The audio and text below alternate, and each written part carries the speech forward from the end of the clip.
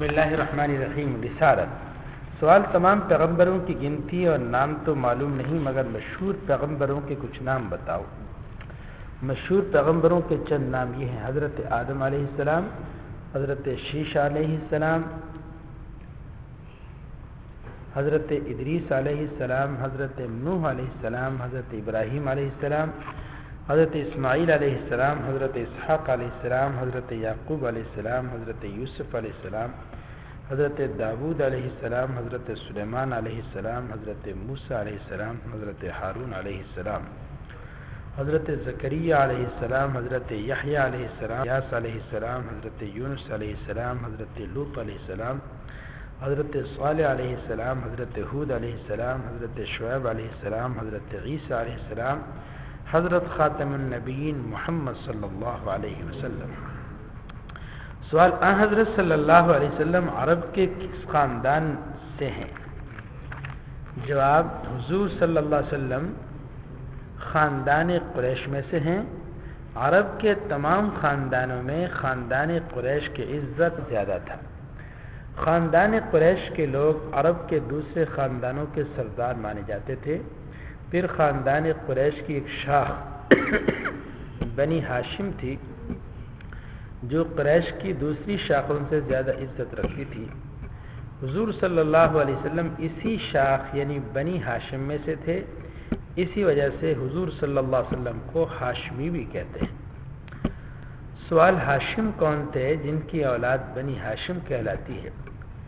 جواب: حضور صلی اللہ علیہ وسلم دادا کا نام ہاشم ہے. آپ کے نسب کا سلسلہ اس طرح ہے: محمد بن عبداللہ بن عبد المطلب بن ہاشم بن عبد مناف. سوال: حضرت صلی اللہ علیہ وسلم کی پشتوں میں حضرت آدم علیہ السلام کے بعد اور کوئی پیغمبر ہیں یا نہیں؟ جواب: ہاں، آپ حضرت اسماعیل علیہ السلام کی اولاد میں ہیں.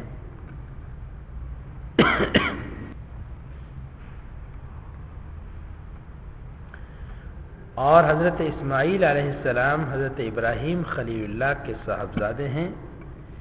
ان دونوں کے علاوہ حضرت نوح علیہ السلام اور حضرت ادریس علیہ السلام اور حضرت شیس علیہ السلام حضور صلی اللہ علیہ وسلم کے نسب کے سلسلے میں داخل ہیں. سوال: حضرت محمد صلی اللہ علیہ وسلم کو کتنی عمر میں پیغمبری ملی؟ جواب: حضور صلی اللہ علیہ وسلم کی عمر 20 سال تھی کہ آپ پر وحی نازل ہوئی. سوال: وحی سے کیا مراد ہے؟ جواب: وحی سے مراد یہ ہے کہ خدا تعالیٰ نے اپنے احکام اور اپنا کلام حضور صلی اللہ علیہ وسلم پر اتارنا شروع فرمایا. سوال: وحی نازل ہونے کے بعد کتنے دنوں تک حضور صلی اللہ علیہ وسلم زندہ رہے؟ جواب: 23 برس 13 سال مکہ معظمہ میں اور 10 سال مدینہ منورہ میں. سوال: مدینہ منورہ میں آپ تھے؟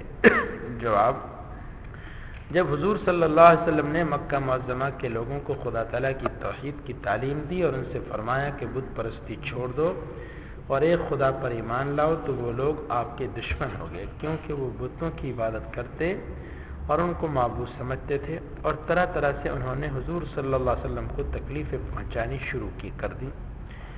حضور انور صلی اللہ علیہ وسلم ان کی عداوت اور دشمنی کی سختیاں اور تکلیفیں برداشت کرتے اور توحید کی تعلیم دیتے اور خدا تعالیٰ کے احکام دیتے. مگر جب ان کی دشمنی کی کوئی حد باقی نہ رہی اور سب نے مل کر حضور صلی اللہ علیہ وسلم کو قتل کر دینے کا ارادہ کر لیا تو حضور اقدس صلی اللہ علیہ وسلم خدا تعالیٰ کے حکم سے اپنے پیارے وطن مکہ معظمہ کو چھوڑ کر مدینہ منورہ میں تشریف لے گئے. مدینہ منورہ کے لوگ پہلے مسلمان ہو چکے تھے اور وہ حضور صلی اللہ علیہ وسلم کے مدینہ میں تشریف لانے کے نہایت ہی مشتاق تھے.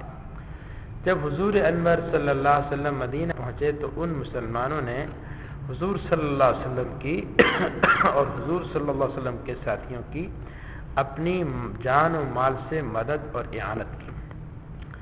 حضور صلی اللہ علیہ وسلم کے مدینہ منورہ میں تشریف لے جانے کی خبر سن کر اور مسلمان بھی جن کو کافر ستاتے رہتے تھے آہستہ آہستہ مدینہ منورہ میں چلے گئے.